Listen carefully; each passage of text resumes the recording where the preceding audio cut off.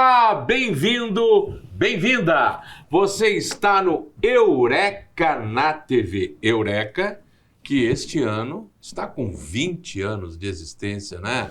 20 anos que este grupo de professores, né? Destes mosqueteiros, né? Liderados pelo D'Artagnan chamado Marlo Geronasso, né? O nosso grande D'Artagnan.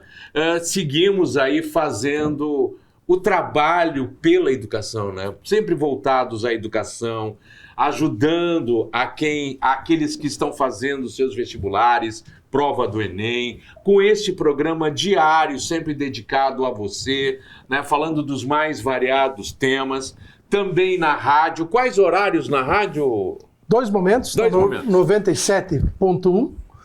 Às 6 horas e 55 minutos até às 7 horas da manhã, e o reprise à noite, 10h55 até às 11 horas da noite, e ali você terá um bate-papo rápido, tratando de assuntos ligados à educação, ligados à história, às questões diversas que podem cair no Enem.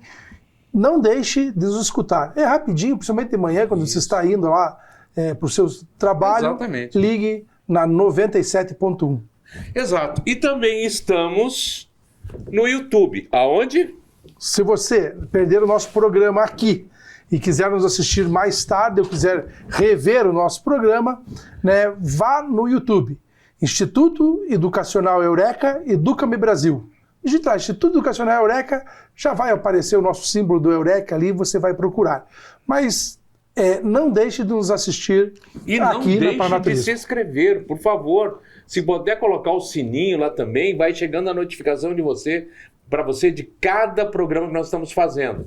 É uma coisa nova, nós estamos colocando lá no YouTube e querendo crescer e pedindo para você nos ajudar principalmente, tá? E na Educativa FM é rápido, né?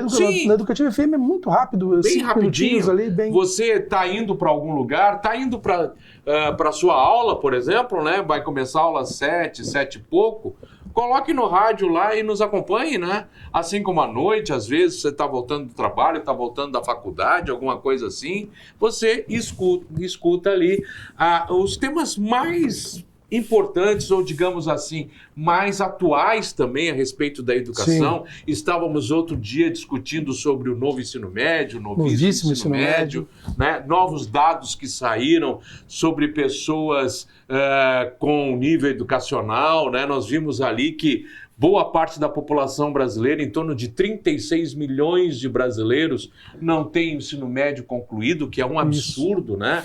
Quer dizer, temos aí algumas coisas bem interessantes. Não, minto, não eram 68? Agora não me lembro os dados.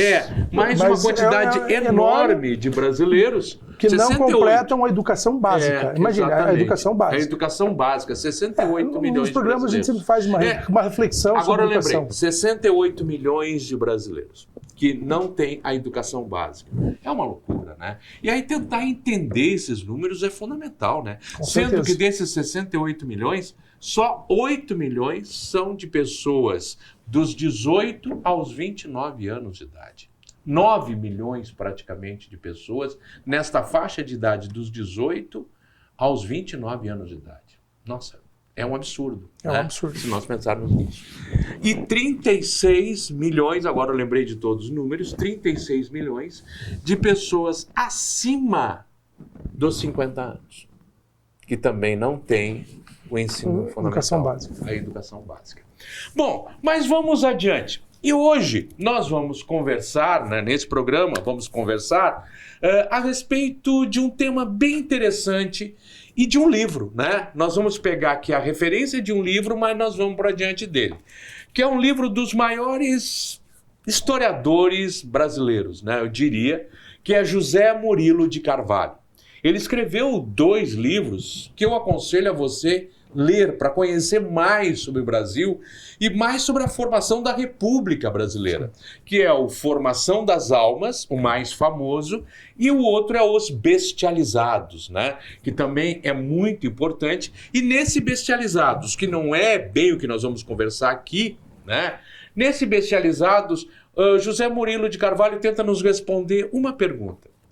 O povo brasileiro é realmente este bestializado que apenas vê as coisas acontecerem sem uma efetiva participação, né? Sem uma efetiva reação. Ele só vê ali as coisas acontecendo, acompanha as coisas acontecendo, vai no barco. Ele tem uma participação mais efetiva ou não? E essa é a questão que ele tenta justamente responder para nós.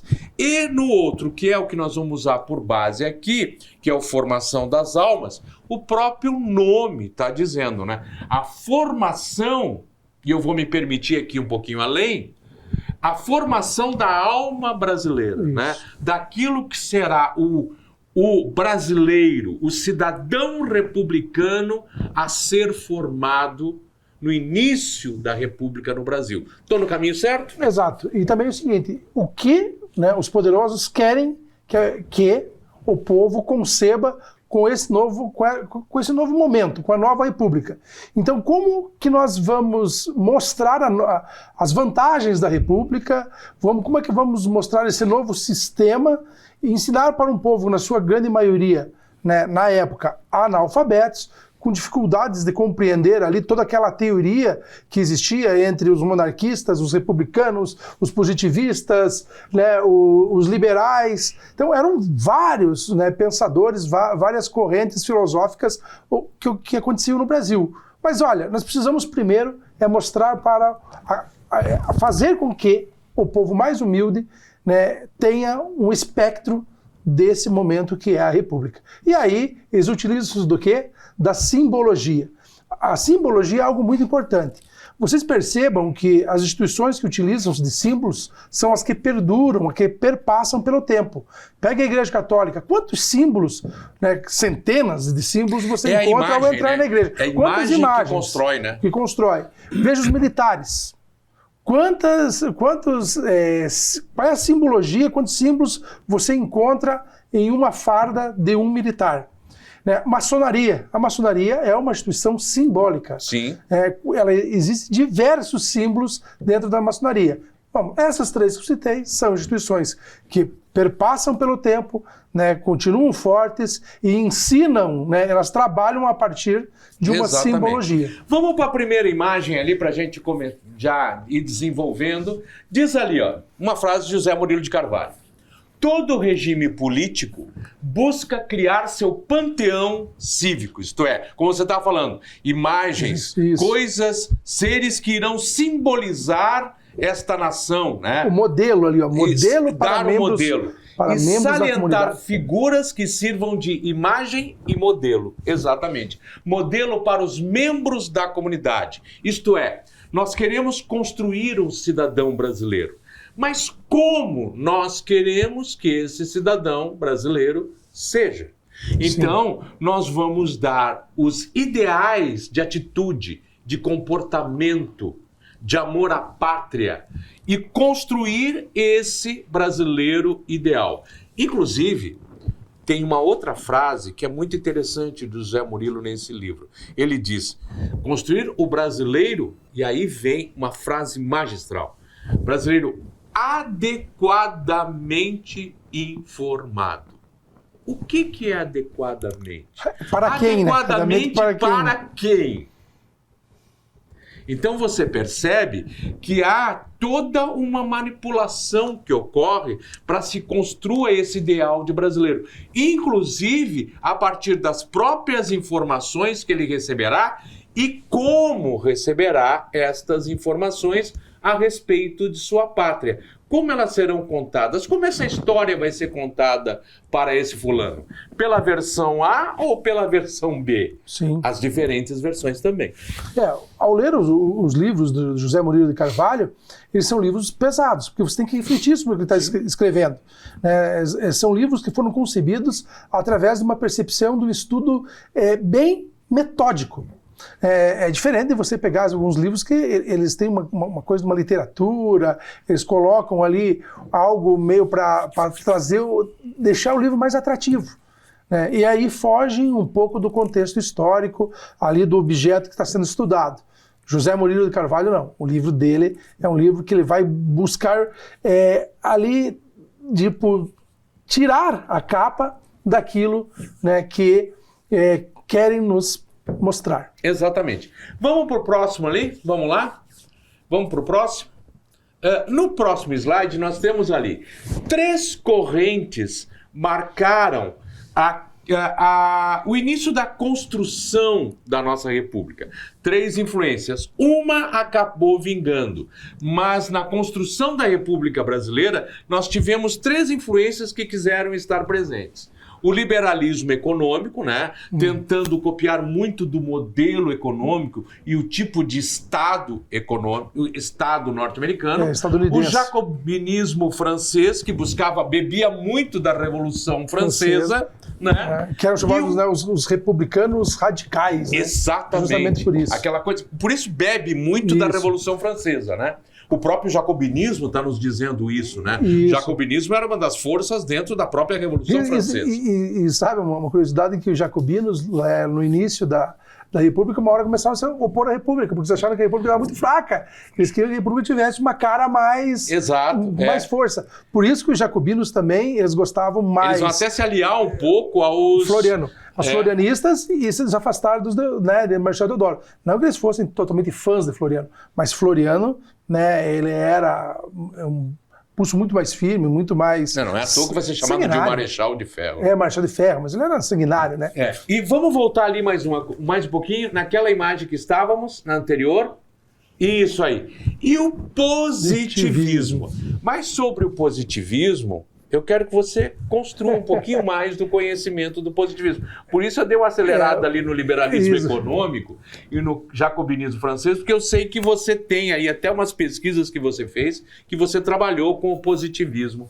E a importância desse positivismo naquilo que nós temos de imagem do Brasil. Afinal de contas, e você vai dizer depois, eu vou só dar um ensaio aqui, o Ordem e Progresso da nossa bandeira, ele é positivista. Quero que você daí coloque. Daqui a pouco, depois do nosso intervalinho, rapidinho, já estamos de volta, hein?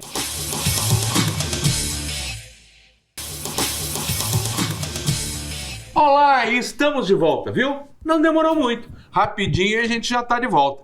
Você tomou lá sua aguinha, fez o xixizinho, aquele abençoado, né? Então agora está pronto, estamos aqui de volta e vamos continuar com o assunto. E para quem chegou agora, nós estamos falando sobre a formação da República Brasileira a partir de um livro muito importante, que já caiu várias vezes em vestibular, né? Que é o Formação das Almas, Formação das Almas, de José Murilo de Carvalho, que faleceu, inclusive, recentemente, lamentavelmente. E nós estamos falando sobre a influência do positivismo na formação da República Brasileira. E que, inclusive, esse positivismo está na nossa bandeira, Ordem e Progresso. Mas segue lá, cara. Exatamente. Na construção da República Brasileira, os positivistas eles estavam muito próximos aos militares. Do Augusto Conte? De Augusto Conte. Aí aqui os militares do Brasil, eles eram, na sua grande maioria, simpatizantes do positivismo. E aí o grupo de... Aí por uma influência bastante grande do Benjamin Constant. Benjamin Constant, principalmente. O Benjamin Constant, na verdade, eu acho que ele era a imagem, assim, a cara do positivismo brasileiro, sabe?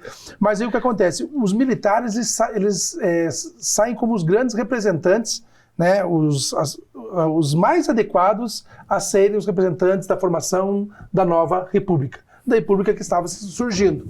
E aí, claro, os positivistas ficaram contentes. Pô, os militares estão próximos do positivismo, o nosso ideário vai prevalecer. Na construção da bandeira brasileira, né, eles permanecem a bandeira verde amarela, né, que é a união lá do imperador e imperatriz, já discutimos algumas vezes aqui no programa, e aí entra a frase em ordem e progresso. A frase ordem e progresso é do ideal positivista. Qual é o ideal positivista? Amor... Até eu faço questão. Vamos adiante nos slides ali? Vamos adiante nos slides, porque isso aí que você está falando é interessante mostrar. Toca um pouquinho mais adiante para os slides, depois a gente volta nesse, não tem problema, mais um pouquinho. vai. Aí. Não, Essa é a bandeira do Império. O verde representando lá Dom Pedro I, o amarelo ali, que os ângulos é um símbolo feminino representando a imperatriz, e o brasão da nova nação que se formava em 7 Essa era a bandeira do nosso Império. Do nosso Império. Do novo aí, país que se formava seguinte... em 7 de setembro de 22. No próximo slide, a nossa atual bandeira, né, que se formava ali com a proclamação da República em 15 de novembro de 89. Mas então não tem nada a ver com os verdes das matas? Existe né, o significado poético, né, que as pessoas dizem, o verde é as matas, o amarelo o ouro e tal, mas não é a união, né, então é a união do homem e da mulher, por isso que o amarelo ali é um símbolo feminino. E ali o que está aparecendo é o céu do Rio de Janeiro às 20 horas 30 minutos do dia 15 de novembro de 1889. No início as constelações não representavam os estados e hoje as constelações, cada estrela representa o estado. O lá de cima, algumas pessoas de maneira equivocada dizem que é o Distrito Federal, mas não é o Pará, né? O Distrito Federal tá abaixo aí do Ordem e Progresso. E essa frase Ordem e Progresso é do ideal positivista, como nós vimos falando, que é o seguinte, são 3. Amor pelo princípio, ordem como meio e progresso como fim ou como consequência. Então eles diziam, a ordem traz o progresso. E aí eles diziam, então vamos, para não ficar amor, ordem e progresso, eles vão lá e colocam ordem e progresso. E aí, quando essa frase entra na bandeira brasileira, os positivistas sorriem e pensam, saímos na frente, somos nós que vamos dar a cara da República do Brasil. Mas não foi bem isso, né? Sim, e daí também esse positivismo, ele passa, como você disse, pela ordem, pelo progresso, que é o futuro, né? Um futuro de ouro, um futuro glorioso, a construção de um futuro glorioso. Mas é importante perceber que nesse pensamento positivista de um futuro glorioso, é necessário também, e olha a palavra que eu vou usar, construir um passado que dê orgulho à nação. Exatamente. E daí forjar um passado que pode não ser verdadeiro, mas que traz essa noção de orgulho. Isso. De nação valorosa, que em muitos momentos não foi valorosa, que em muitos momentos não foi justa. Uma simbologia, né, que conduz a isso. Não que necessariamente tenha sido. Exato. Né, porque, infelizmente, a história do Brasil é muito distorcida. Nós, professores de história, muitas vezes discutimos histórias e dizem, não, você está equivocado, não é bem assim. Ou as pessoas, eles buscam um herói e tratam aquilo como um herói. Muitos monumentos que foram construídos, grandes monumentos nas praças. Que a palavra revolução, mais uma revolução. Que revolução? Revolução no Brasil ali foi em 1500, 22 de 1500. Ali houve realmente uma revolução. Dali para frente é uma reafirmação dos poderosos. Né? Sim. Você pode até mudar o governo, mas você não muda o poder. E qual é o objeto de estudo da ciência política? O poder. Quem está no governo não está no poder. Exato. Então, aí que o Brasil, uma revolução, ela tinha que romper com os poderosos. Não, ela pode romper com alguns tipos de governo. Se você pegar aí do período monárquico para a república, quem vai continuar mandando no Brasil são os cafeicultores. E aí vem, por conta desse positivismo também, da construção de um passado ideal, né? Vem toda a construção também de um sentido patriótico, né? E daí é aquela história. Você pode... De uma identidade, né? Exato, uma identidade nacional. Você pode ouvir a pátria? Não, a pátria não emite som, né? A pátria é abstrata, ela não emite som. Você não pode ouvir. Você pode sim. Eu te dou um hino. Sim. Né? Eu te dou um hino. Você pode ver a pátria? Não pode ver a pátria. A pátria é abstrata, né? Sim. A pátria é abstrata, não tem como ver a pátria. Sim, você pode. Eu te dou uma bandeira. Exato. Eu te dou símbolos nacionais. Você pode ver comportamentos da pátria? Não, de novo, a pátria é abstrata. Eu não tenho como ver a pátria e ver seus comportamentos. Tente sim. Eu construo heróis para você. Heróis, modelos de herói, modelos de personagens patrióticos que darão para você a atitude que você deve ter em relação à sua pátria. E aqui no Brasil tem um fato interessante para nós comentarmos aqui, que nessa construção de algumas imagens, buscou-se a construção da imagem como uma referência feminina. Mas no início da República existiam muitos opositores à República. E aí eles começaram a fazer charges né, colocando... O Brasil é um país machista, não tem como, né? Pô, início do século XX, final do século XIX, extremamente machista. Para ter uma ideia, o único grupo que defendia a igualdade entre homens e mulheres eram os anarquistas. E eles conduziam a classe operária. E a classe operária, ela tinha resistência aos ideais anarquistas justamente porque não admitiam a igualdade entre homens e mulheres. Exato. Então tá. E aí na República, a República é aquela, é feminina, a República, não é o República. Né? E não é a República que cuida como uma mãe, que não sei o quê. E aí acaba se distorcendo um pouco essa imagem, e aí os opositores da República, eles vão distorcendo e contradizendo essa imagem. Não, e já da República aproveitando, e nós feminina. temos aí a imagem da República Feminina, se o meu amigão aí, o Eduardo, puder trazer, nós temos a imagem... Essa bandeira interessante ficou 3 dias só hasteada. Essa bandeira, graças a Deus, horrível, né? Horrível. Porque graças a Deus essa bandeira ficou só 3 dias, porque é uma cópia desavergonhada. Vamos mais uma, por favor? Vamos lá? Aí nós temos a imagem feminina. Uma imagem alegoria da República. E é importante ressaltar, já que você está falando nisso, por que a mulher representa a República, representa a democracia, representa a liberdade? Como no quadro do Delacroix, né? A liberdade conduzindo o povo. Porque o A é feminino? Não só isso, mas porque também toda a conotação, né? E vamos e vemos que até hoje existe divisão em relação à mulher, a conotação ruim que tem em relação à mulher. Por quê? Porque a República, assim como a liberdade, assim como a democracia, ela precisa ser preservada, cuidada, senão ela se desvirtua, senão ela se perde, assim como a mulher. Quer dizer, uma visão bem preconceituosa. E foi aí que os opositores trabalharam, a charge trabalharam essa imagem, em cima do nosso preconceito. Exato. Você vê o quanto o preconceito atrasa o progresso, né? Não. Que absurdo, né? Como dizia aquele personagem da TV, com astravanquia o progresso. Astravanquia o progresso. Né? Então, essa situação da pátria acolhedora como uma mãe, né? Aqui no Brasil, muitos opositores eles vêm rompendo. Mas você vê que a imagem ali é bacana, né? Pela essa visão distorcida em relação à mulher, né? Bom, vamos mais uma imagem aí. Essa construída em 1896, nós temos a pintura 1892, né? Justamente a proclamação da República de Marechal Deodoro. Se nós pegarmos, né, a Testemunha Ocular, né, que é um livro sensacional também, nesse livro nos coloca como interpretar essas pinturas, né? O cavaleiro ali montado e tal, puxando as rédeas, seria o governante, né, no comando do governo, aqui com as rédeas puxadas, né, justamente com o controle. Tá nos colocando aí, e é um dos quadros que constroem esse ideal, né, esse ideal brasileiro dos personagens e tal. Vamos para a próxima? Do golpe. Olha só, a chegada... né, desembarque de Cabral, porque era necessário também, né, construir uma origem nobre, né, e essa origem nobre viria justamente dos portugueses. Então estão chegando aqui e, se você observar, os indígenas ali todos admirados, né, com a chegada e tal, que não teve nada disso. Mais adiante, vamos mais uma. Só para a gente colocar... Aí, a primeira missa, né? Essa primeira missa é sensacional, ainda mais se você imaginar que este quadro, ele foi baseado num outro quadro de uma primeira missa na África.